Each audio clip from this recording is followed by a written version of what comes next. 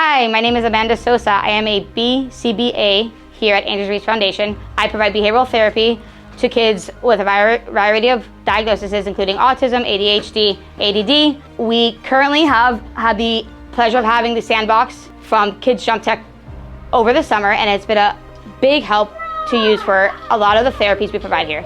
Between social skills group, direct service, even as a calm down sensory break, it is something that has been a big factor to make our lives a lot easier as providers.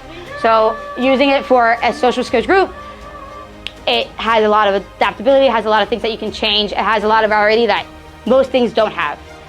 Using it for direct service as well, I used it for running verbal behavior programs, I've used it for running discrete trials, I've used it for almost everything that tactilely I can. And it's been all in one device, which is great.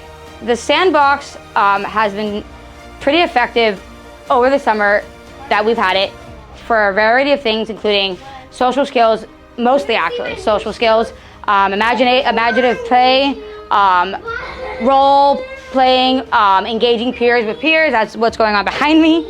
It's been like a 10 out of 10 for anything that needs a little bit of flexibility to run the program, which is what a social skills program is. So we run a couple social skills groups here, and we've used it throughout the summer to tackle those things that we have difficulty doing on the normal day-to-day.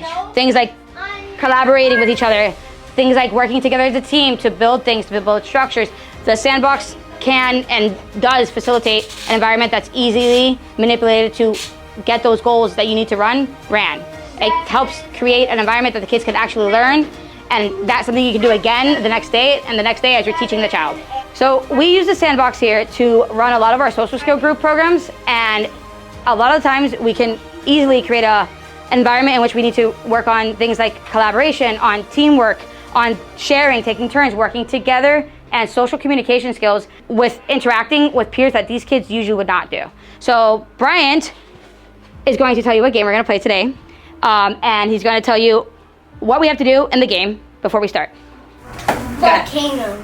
We can do 3 volcanoes, or we can do a different game. What would you like? What do you guys? 3 volcanoes. We just played the game Volcano. I had a group of about 4 kids who did not want to work together, kids that were not communicating correctly, kids that were not collaborating and working as a team to achieve a goal. Those were the skills that we were targeting: collaboration, social communication goals, interacting with peers, working together, not alone. There we go. Oh, I can't push it, it's too heavy. I can't push it. Patrick, can you help me? Patrick, it's too heavy. Thank you, Brian, for helping. There we go. Is it high enough? What do you think? Yeah, perfect. You think so, Xavier? I just got an exercise. You got exercise? Can I have one person, Xavier, make a hole in the middle, sir? 3. Oh! Yeah. Did we do it? Yes. Don't touch it. High five. I had 2 very dominant kids, and I had 2 very kids that are very passive. So this is for all age levels, all functioning levels. You can do a variety of games just like that, in which we had to do something all together as one big group, and after they achieved that goal, I then split it into 2 teams, and they had to accomplish a goal that each volcano had to erupt. So there had to be 3 erupting volcanoes, including myself, and the 2 teams had to then also complete it. So it's a group, but also a smaller group within a smaller group, and it requires a lot of communication, a lot of interacting with peers that a lot of these kids have challenges with on the daily, in which this provides the perfect, environment and facilitates the perfect opportunities for that to occur. Hands out, hands out, hands out, hands out. 1, 2, 3. Yeah! That took forever. That's okay. Oh, and it has 4 kids at the same time with 1 therapist. That's awesome. There's usually 1 therapist with 2 kids is a typical size social skills group for moderate functioning kids.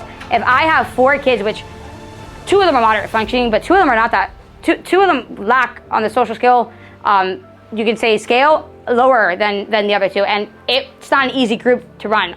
It's not something you would do daily, 4 kids in 1 hour of therapy, but I just ran a social skills group for about 15 minutes with 4 kids, and it was very smooth. I had a couple hiccups you probably saw. Not all of them wanted to cooperate. It was back and forth. It was a lot of, prompting, mediating, redirecting, providing options, but I had all 4 kids actively engaged throughout the entire time, trying to somehow achieve their goal. Now, the social skill part of working together is what we use that to do. So The SandBox offers a lot of adaptability to running our programs when we need it the most. When kids have moments, when these kids engage in different behaviors, engage in inappropriate responses with other kids in the room, it becomes a lot more of an intense, heavy, and stressed out situation than it has to be.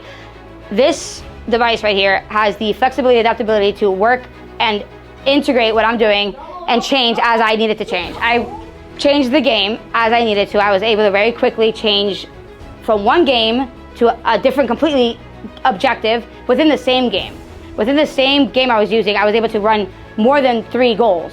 And that's just with the one that actually is kind of limited. The other games on that device has a lot more freedom and flexibility because there's not a lot of rules to it. There's you interact with the environment and the environment interacts back with you. And that creates an immersive learning opportunity. It creates kids that are actively engaged and actually participating. Participation is a big factor. A lot of these kids don't want to participate. They're not engaged. They don't fully attend to what you're doing, and that's such a waste of time. It's critical time you could be using to have them fully engaged and fully participating in the activity for the therapy session that you're running, that it could be a critical opportunity for you to teach something that they couldn't have learned before. The environment itself allows them to learn a lot faster because they're actually attending.